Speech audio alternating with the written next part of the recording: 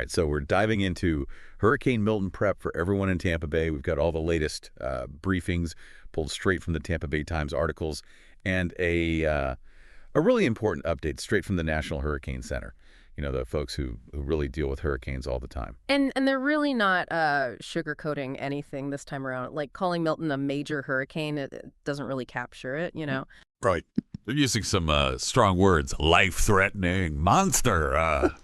They're not holding back. And it's not just about how strong the wind is either, right? We're going to get into the whole storm surge threat a little bit later because that's where things get really, really hairy.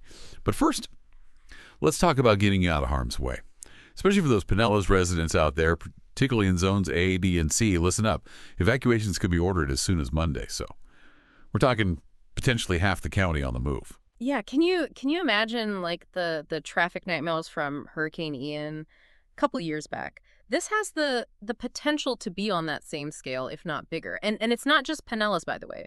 Pasco County has already decided to issue mandatory evacuations for their zones A and B. So if you happen to be in one of these zones, it's time to really finalize those evacuation plans. Like, don't wait until the last minute, you know what I mean? Right, because once those evacuation orders are given, we're talking about a mass exodus.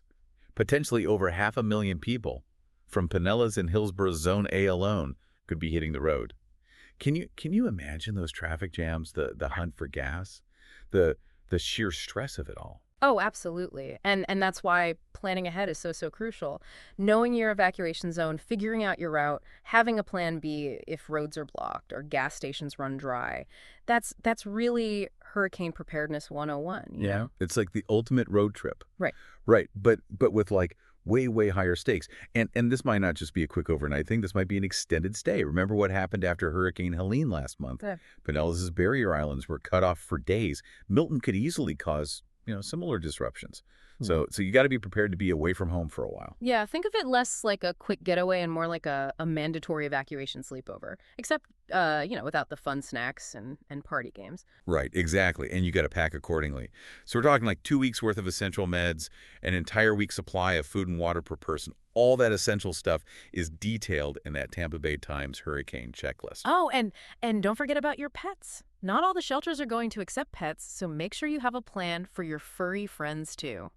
Pasco County is opening 5 shelters at noon on Monday. You can find the locations in those articles we mentioned. Oh, yeah, and speaking of closures, a ton of schools in Tampa Bay, including Hillsborough and Pinellas, they're closing their doors Monday through Wednesday.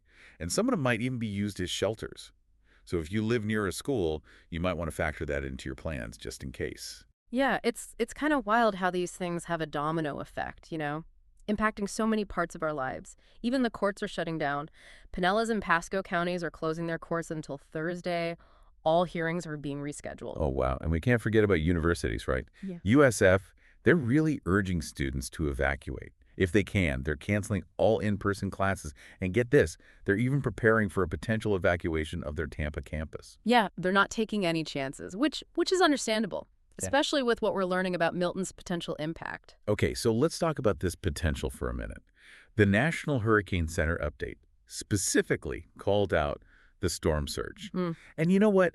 That's what really makes me nervous about hurricanes. Right. It's like the ocean just decides to come visit, and not in a good way. And the thing about storm surge is that it's not like a regular wave. It just crashes on the shore, and that's it. It's this relentless rise in water level. Like, imagine a super high tide that just keeps rising and rising. Now, with Milton, we're not just talking about, like, a little bit of water here. Do you remember Hurricane Helene's storm surge? Well, Milton's surge is predicted to be twice as high. Yeah. Like, we could be looking at a 12-foot surge. Yeah.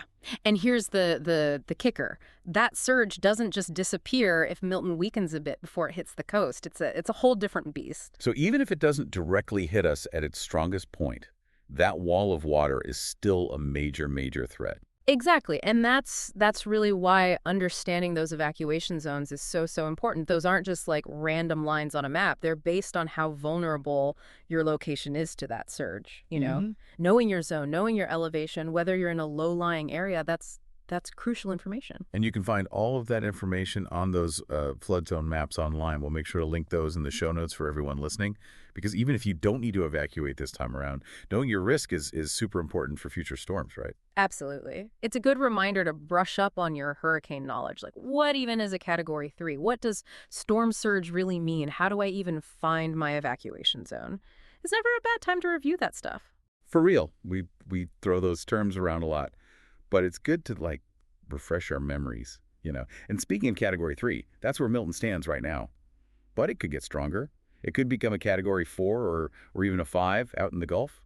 And that brings us to another really crucial point where Milton decides to make landfall. Because wherever it makes landfall, that's who's going to get the worst of the storm surge, the strongest winds, the heaviest rainfall. Exactly. And right now, the most likely areas are Pasco, Pinellas, Manatee, or Sarasota counties. Mm-hmm. So if you're in any of those areas, pay attention. You really got to know your location in relation to the storm's path.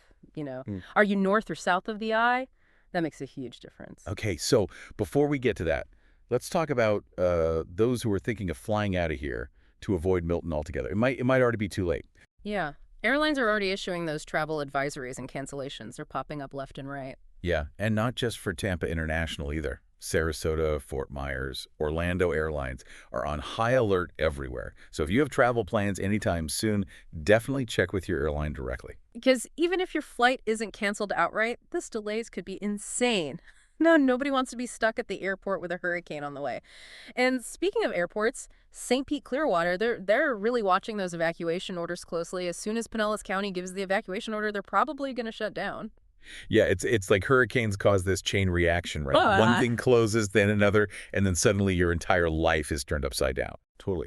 You know what really stood out to me?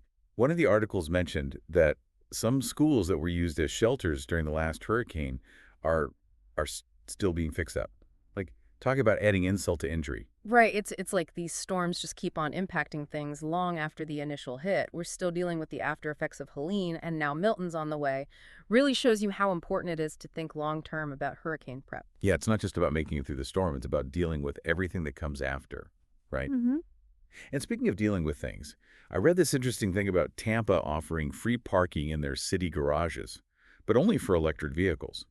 Because apparently they're super vulnerable to flood damage and could even start fires. Wow. That's a really good example of how cities are having to adjust their emergency plans for all this new tech. Who knew your electric car could be a fire hazard during a hurricane? Seriously. Definitely not something I had ever thought about before. Okay, so we've covered a lot, like evacuations, knowing your zone, the dangers of storm surge, even electric cars and floods.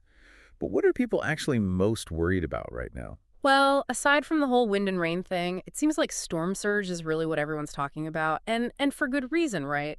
Those pictures of flooded streets and houses from Helene are still pretty vivid for a lot of people. Well, it's like we get it. Hurricanes have strong winds, but it's the water that's the real wild card. And the thing is, you don't even have to be right on the coast to be affected. You got it. That's exactly why those flood zone maps are so important. It doesn't just matter if you're in an evacuation zone or not. Even if you're miles from the beach, all that heavy rain on top of the storm surge can cause serious flooding, especially in areas where the drainage isn't great. And we're talking a lot of rain with Milton, like up to 15 inches in some areas, and that's on top of all the rain we got from Helene. It's like Florida's just one giant bathtub right now. Seriously, it just goes to show how important it is to know your surroundings. Where's the nearest body of water? How high up is your house? These are things that everyone living in a hurricane zone should know. Yeah, knowledge is power, Yeah. Especially during hurricane season. 100%. Speaking of knowledge, anything in particular from these articles really stand out to you? You know what really got to me? That estimate of 26 hours to evacuate just Pinellas zones A, B, and C, 26 hours. That's longer than some international flights. Wow, and that's just one county. Can you imagine trying to move hundreds of thousands, if not millions of people out of the way? It boggles the mind. Makes you realize that getting at isn't just about outrunning the storm itself. It's like trying to beat a massive traffic jam. And even if you manage to avoid the gridlock, there's still the issue of where you're going to go, especially with pets. Right. Hotels fill so fast, friends and family might be too far away, and not all shelters are pet-friendly. It's a lot to deal with, which is why having a plan and a backup plan is super important. It's like playing hurricane chess or something, and the stakes are incredibly high. Okay, so we've covered a lot here. We talked about evacuations, knowing your zone, the threat of storm surge, even electric cars and floods. But let's get back to the root of all this anxiety. Hurricane Milton itself. Yeah, this is where it gets really interesting. Remember how the National Hurricane Center used those terms, life-threatening and monster? They weren't just trying to be dramatic. So they weren't messing around, huh? A potential Category 5 barreling towards the Gulf Coast? Yeah, that's enough to make anyone nervous. And remember, it's not just the wind speed that's the problem. Like we said, even if Milton weakens a little before it hits land, that storm surge is still a major issue. It's like that saying, run from the water, hide from the wind. Exactly. And in this case, they're talking about a storm surge that could be 12 feet high, which is incredibly dangerous, especially for anyone south of where it makes landfall. So what does all this mean for you, our listener? What's the bottom line here? It really boils down to this. Now's the time to act, not to panic. We've given you a lot of information.